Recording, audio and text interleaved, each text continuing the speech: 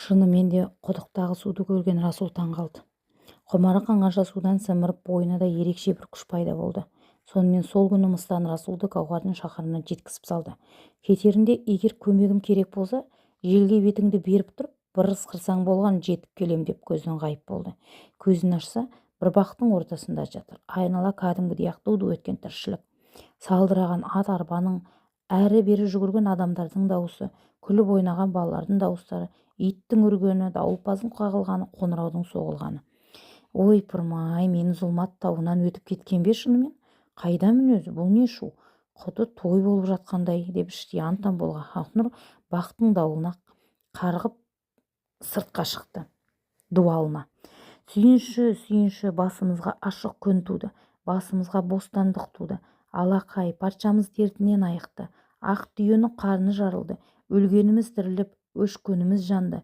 Батырымыз қайда, батырымыз жасасын, деп есі шыққан жұртын көрді. Бұл қуаныштың жайын білейін деп өтіп бара жатқан бір адамды ұстап алды. Ей жарқыным, бұл не қылған қуаныш? Бұл той болатындай бақыттары жүздерің бал-бұл жанып, бағанадан нені сүйіншілеп жүрсіңдер деп сұрады.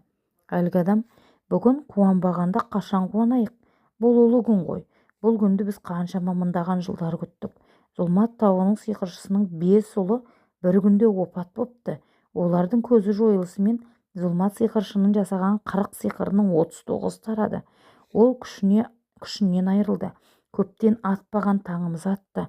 Құстар мен жан-жануардың түрін ұмыттып, ел-жұрт құрт-құмырсқаға айналып кеткен еді. Бүгін содан азат болдық. Бір белгісіз батыр аспаннан түсті де оның 5 ұлын жайратып салды.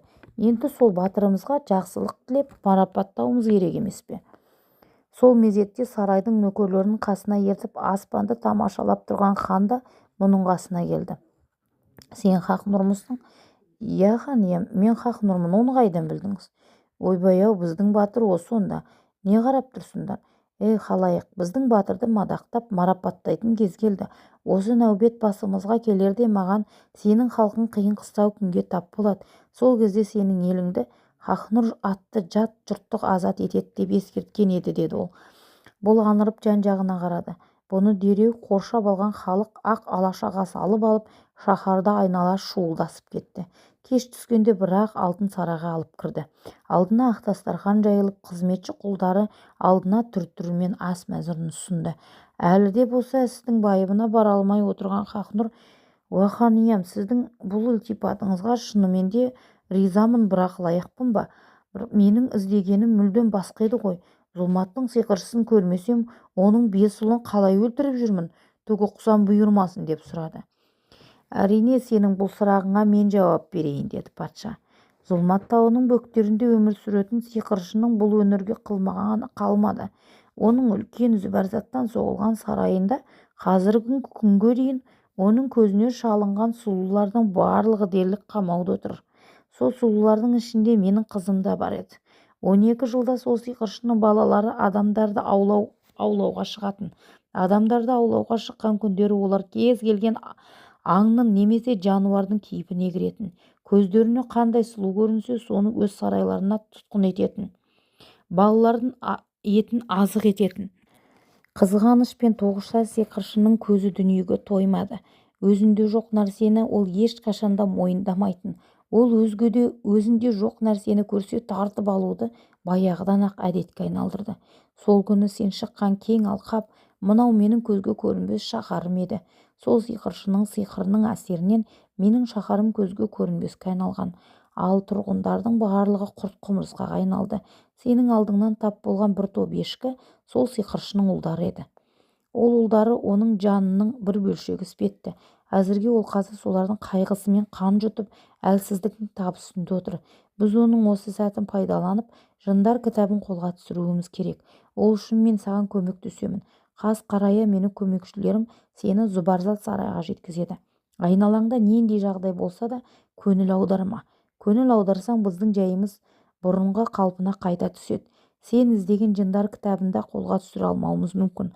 Айналаңа қарамастан төргі бөлмеге қарай өт. Сол залдың дәл төргі жағында үлкен үстел тұрады. Сол үстелде 3 май шам жанып тұр. Жындар кітабы дәл сол жерде. 3 майшам сенің сол жерде өткізетін 3 күн 3 түнің. Сен кітапты ашып оқисың. Жан-жағыңда не болса да көңіл бөлме. Бар болғанда не ұйқысыз, не ас сусыз 3 күн 3 түн кітапты тоқтамай оқуың керек. 4-ші күні туғанда біздің де сенің де азабың бітеді батырым, деді патша.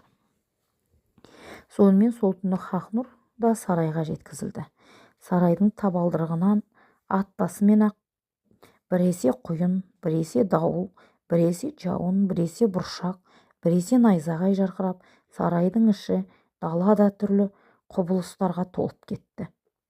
Төргі бөлмеге өткенше сиқыршының ұлдары аяғына жылан болып жабысып, неше түрлі жәндік болып келіп талап мазасын алды.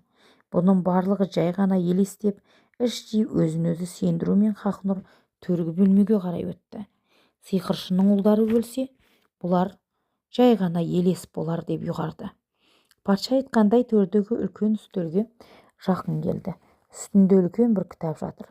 Кітаптың мұқабасына қолын тигізген сол еді, екі қолы өртене жөнелді. Бұндай оқыс жағдайды күтпеген Хақнұр кітапты жерге тастай салды. Кітап жерге түспеді. Ол керісінше ауада қалқып тұрып қалды. Қолын созса, әлгі кітап ауамен ұша жөнеледі. Кітапты қолға түсіремін деп біраз әуреге түсті. Ең соңында қолын алып оқи бастады. Біреу күлді, біреу жылады, біреу ыңыранды, біреу күңіренді, біреу ән айтты. Денесі бірде түршікті, бірде балбырады, бірде тоңды, бірде сыды, бірде суыды. Айналасы бір тылсым күйгеніп кетті. Бірақ Хақнұр жан-жағына қарамауға тырысты. Бас көтерместен оқи берді. Таң атты, түн батты. 4-ші күн дегенде ханзада отырған орнында талып қалды. Біраздан соң есін жиған ол дәл қасында тұрған Шахман патшаны көрді. Патшаның қасында айдай сұлу әйелі мен 10-15-ке келіп қалған қыз баласы бар екен. Уа батырым, саған мың алғыс. Қалауыңша қонақ бол. Не қаласаң соны ал. Бұйымтайың болса айт. Не сұрасаң да қолыңды қақпаймын, деді патша риза түрмен. Шахманның тойында болып біраз өз-өзіне келген Хақнұр оларға кететінін айтып жолға шықты. Жолға шығарда Шахман оған ұшатын плащ берді. Осыған орансаң болды, деген жеріңе көзді ашып жұмғанша жетесің, деді ол. Плашты иығына жапқан ханзада көзден ғайып болды. Сарайдың ішіне кіргізбейді екен. Енді бұған қалайда бір амал табуым керек болды ғой. Ендігі кезек Жақыпқа келді. Жақып күзетшілерге: іште патшайымға күндік қызметте жүрген қызым бар еді. Сол кешелі бері ауырып тұрған, соған бір дәрі шөп әкеліп едім. Рұқсат етсеңіздер, сол шөпті табыс етейін де шығайыншы, деп өтініш білдірді. Күзетшілер рұқсат етті. Жақып ішке кіргеннен кейін бір күзетшінші желкеден бір қойып құлатады да күзетшінің киімін киіп ортаңғы дәлізге қарай өтіп алады. Одан ары қарай қызметшілердің біріне алтын беріп, күндердің киімін киіп ішке өтеді. Таңбибінің жатын бөлмесіне жеткенде түн жарымы болады. Тамақтасушы күннің бірінің киімінде өйтіп-бүйтіп жүріп көздеген жеріне жетеді-ау әйтеуір. Бөлме іші жап-жарық екен. Аппақ мамықтай төсектің үстінде бір мұңлы күй тыңдап, ауыр ойға басқан ханшайым отыр. Қасында анасы. Бұл кірген соң анасы үнсіз орнынан тұрып бөлмеден шығып кетеді. Соны пайдаланған Жақып Таңбибіге шаһарда болып жатқан жағдайды толығымен жеткізеді. Анасының айтқанына сенген қызы Сайрам шаһарының жер астында қалғанынан да, өзінің елінің, өзінің жағдайынан да бейхабар болып шығады. Таңбибі: о ханзадам, мынау айтқандарың шын болса, онда менің анам ешкімді де оңдырмасы анық. Таң атуға бір сағаттай уақыт қалыпты ғой. Сол бір сағатта сен ол құтыны алып үлгеруің керек. Егер де үлгермесек, бұл сиқырдың шырмауынан сен де түсесің. Мен үйреткен нәрселерді анамның сезігі тумастай қылып істесек, барлығы оң шешілер анық. Қазір мен сені тышқанға айналдырамын. Анам таң атар кезде менің бөлмеме келіп, мені бір көріп кетеді. Сол мезгілде оның сол қалтасындағы құтыны қалайда ұрлап алуға тырыс.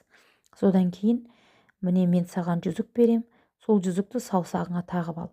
Құтыны қолға түсірісімен жүзікті айналдыр. Жүзікті айналдырған кезде сен өз қалпыңа қайта келесің. Егер де құтыны таң атқанша қолыңа түсіре алмасаң, сол тышқан қалпыңда мәңгілік қаласың. Ең соңғы айтарым, сол құтыдағы дәріні сарай ішіндегі біреушісе болғаны, қалған сиқыр өздігінен тарқап, менің анам кеудедегі жанынан айырылады, деді ханшайым. Жалғасы бар.